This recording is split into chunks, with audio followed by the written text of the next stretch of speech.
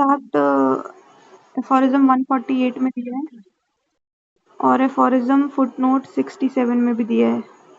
ठीक है, तो इसमें मॉन्ग्रल सेक्ट का मतलब होता है cross breed dog.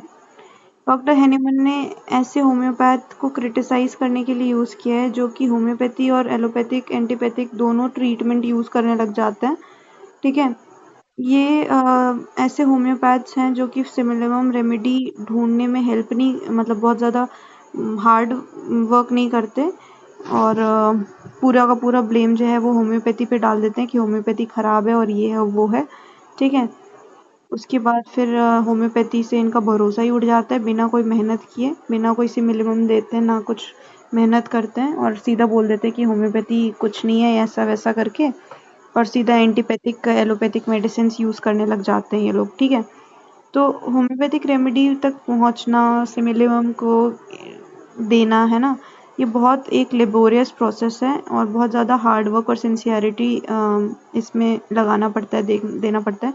Selected remedy must cover entire totality of the patient in a similar manner, तभी हम उसको होम्योपैथिकली ठीक कर पाएंगे। बट जो ये न्यू सेट ऑफ होम्योपैथ हैं, without much giving importance to symptom similarity, ये लोग क्या करते हैं, ऐसी मेडिकेशन दे देते हैं जो भी कीनोट सिम्टम है उसके बेसिस पे। ठीक है, और एक्सपेक्ट क्या करते हैं कि वो क्योर हो जाए, पर वो होता नहीं है।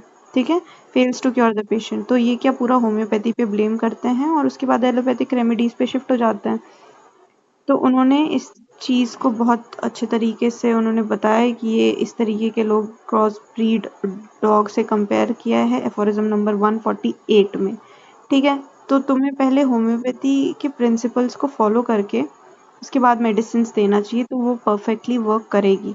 ठीक है, during the later year doctor Hahnemann, a converted homeopath called Moritz Muller, actively involved himself in development of homeopathy. He was basically allopath. He suggested both union of both medicine for treatment. According to him, homeopath can employ allopathic method when homeopathic is not applicable in few cases. But during Hahnemann's time, allopathic treatment बहुत cruel method था, विनिसेक्शन reaches application. Hahnemann ने openly criticise किया था इस practice को और जो भी होम्योपैथ इस चीज़ को फॉलो करते थे उसको उन्होंने मॉन्ग्रल सेक्ट वर्ड यूज़ किया था उनके लिए। ठीक है, 148 एफोरिज्म के अंदर। तो मॉरिस मुल्लर के बारे में भी हमें बताना है कि वो अच्छे एक एलोपैथिक डॉक्टर थे।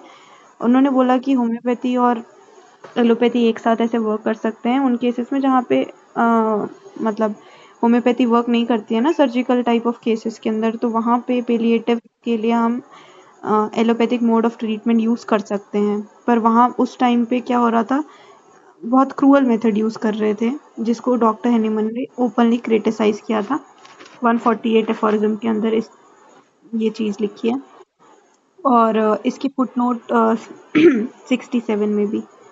ठीक है, अच्छा देखो ये 149 में क्या लिखता है, chronic disease require longer time for their cure if they are spoiled by cruel method, long continued usages of powerful medicine, mineral bath वगैरह, they can not be treated in short period, they require more time homeopathic medicine से cure होने के लिए। Patient की strength, vital fluid have been drain to large extent. तो ये 149 में भी ऐसा मेंशन किया है। हमने पढ़ा था अभी chronic disease, incurable chronic diseases, iatrogenic chronic diseases 74 76 इन सब के अंदर, तो 149 में भी यही चीज़ लिखी है। ठीक है, तो ये भी थोड़ा सा याद रखना है। 148 के अंदर मॉन्ग्रल एक्ट के बारे में दिया है। मॉन्ग्रल एक्ट पूछते हैं अलग से 2 मार्क्स या 5 मार्क्स में।